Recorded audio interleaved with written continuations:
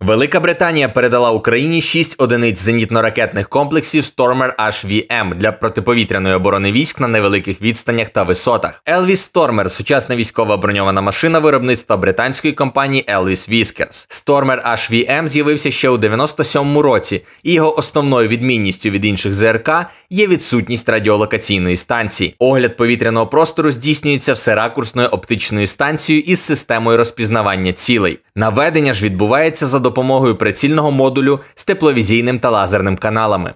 Все це дозволяє робити пуск абсолютно непомітно для ворога, бо без радіолокаційної станції сам Stormer нічого не випромінює.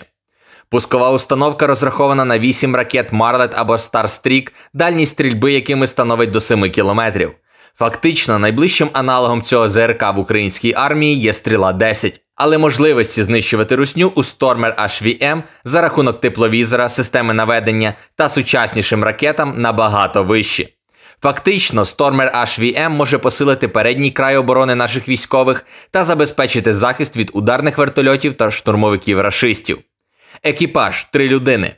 Вага – 13,5 тонн. Потужність двигуна – 250 кінських сил.